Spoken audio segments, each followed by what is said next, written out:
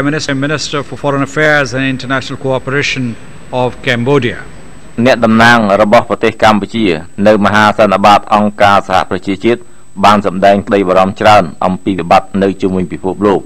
ហើយលោកមិនបានថ្លែងច្រើនអំពីស្ថានភាពនៅក្នុងប្រទេសកម្ពុជាទេ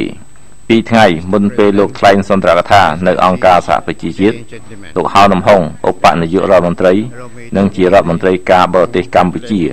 បានប្រាប់ VAA ក្នុងបទសម្ភាសន៍នៅស្ថានបេសកកម្មរបស់កម្ពុជាប្រចាំនៅអង្គការសហប្រជាជាតិនៅទីក្រុងញូវយ៉កថាលោកនឹងថ្លែងច្រើនអំពីកង្វល់ទាក់ទងនឹងវិបត្តិក្នុងពិភពលោកលោកបន្តថាសន្ទរកថារបស់លោកមិនថ្លែងច្រើនអំពីកម្ពុជាទេពីព្រោះកម្ពុជាមានសន្តិភាពមានស្ថិរភាពនយោបាយក្រោយពីគណៈបកឈ្នះឆ្នោតទាំងពីរគឺគណៈបកប្រជាជនកម្ពុជានិងគណៈបកសង្គ្រោះជាតិបានទំនួលទំលាយភាពតច្រកខាងនយោបាយក្រោយការបោះឆ្នោតហើយមានការរីកចម្រើនខាងសេដ្ឋកិច្ចប៉ុន្តែសន្ទរកថារបស់លោកធ្វើឡើងនៅពេលមានការទាក់ទាញអំពីវិបត្តិសិទ្ធិមនុស្សនៅកម្ពុជានិងកិច្ចព្រមព្រៀងទទួលជនភៀសខ្លួនពីប្រទេសអូស្ត្រាលីជាថ្នូរនឹងជំនួយពីប្រទេសអ្នកមាននេះក្នុងសន្ទរកថារបស់លោកនៅអង្គការសហប្រជាជាតិលោកហៅនំហុងថ្លែងអំពីវិបត្តិរដ្ឋអ៊ីស្លាមជំងឺអ៊ីបូឡាសង្គ្រាមរវាងអ៊ីស្រាអែលនិងប៉ាឡេស្ទីនវិបត្តិនៅប្រទេសអ៊ុក្រែនការសាកល្បងអាវុធនុយក្លេអ៊ែររបស់កូរ៉េខាងជើងការប្រែប្រួលអាកាសធាតុនិងភាពក្រីក្រក្នុងពិភពលោក VAA សូមដកស្រង់ចំណុចសំខាន់ហើយប្រែសម្រួលជាភាសាខ្មែរដូចតទៅ To self-declare Islamic State in Iraq and Syria រដ្ឋអ៊ីស្លាមប្រកាសខ្លួនឯងនៅស៊ីរីនិងអ៊ីរ៉ាក់និងឧក្រិដ្ឋកម្មដ៏គួរឲ្យរន្ធត់របស់គេបានធ្វើឲ្យកាន់តែធ្ងន់ធ្ងរដល់សន្តិភាពអសន្តិសុខនិងអស្ថិរភាពក្នុងប្រទេសនេះ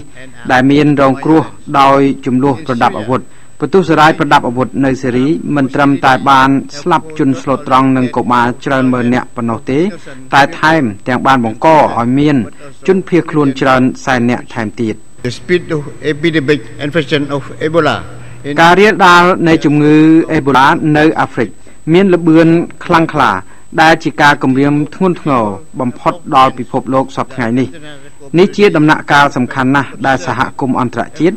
ត្រូវធ្វើការប្រឹងប្រែងប្រឈមមុខនឹងវិបត្តិរបស់ពិភពលោកនេះឲ្យមានប្រសិទ្ធភាពនិងទាន់ពេល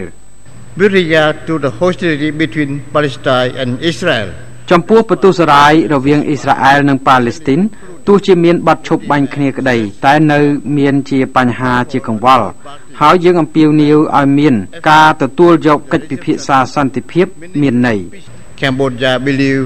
that this is the only path កម្ពុជាជឿថាមានតែវិធីនេះទេទើបអាចបញ្ចប់ចំនួនប្រដាប់អាវុធដ៏យូររវាងអ៊ីស្រាអែលនិងប៉ាឡេស្ទីន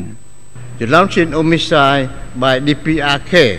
ការបាញ់សាកល្បងអាវុធនុយក្លេអ៊ែររបស់សាធារណរដ្ឋប្រជាធិបតេយ្យប្រជាមានិតកូរ៉េ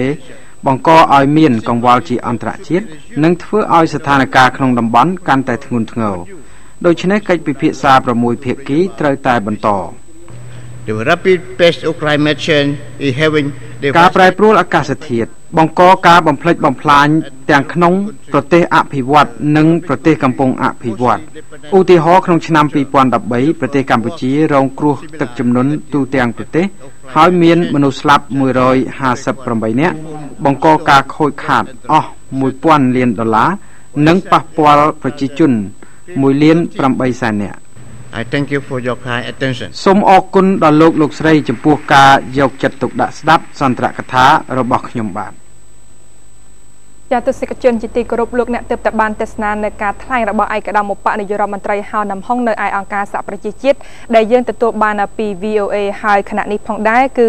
សម្រាប់ព័ត៌មានលម្អិតបន្ថែមទៀតគឺពីកម្មវិធីរបស់ CNC នឹងផ្សាយជូនទស្សនិកជនជាបន្តទៀតនៅក្នុងការផ្សាយនៅព័ត៌មានជាបន្តផងដែរហើយខណៈនេះគឺកម្មវិធី CNC Frontline បានឈានចូលមកដល់ទីបញ្ចប់ហើយសូមថ្លែងអំណរគុណចំពោះការតាមដានទស្សនារបស់លោកអ្នកជួបគ្នានៅក្នុងថ្ងៃស្អែកជាបន្តទៀតខណៈនេះនាងខ្ញុំសូមអរគុណនិងសូមគោរពលា